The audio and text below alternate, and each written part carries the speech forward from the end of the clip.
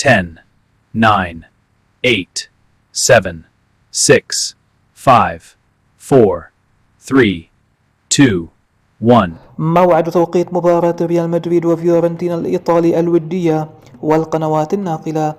لكن قبل البداية أتمنى منك الاشتراك بالقناة والإعجاب بالفيديو.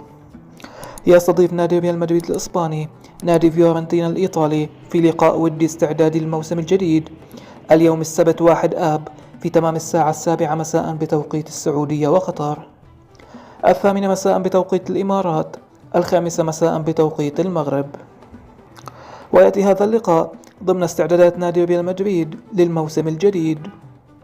أما على القنوات الناقلة فسينقل اللقاء عبر قناة STC سبورت 2.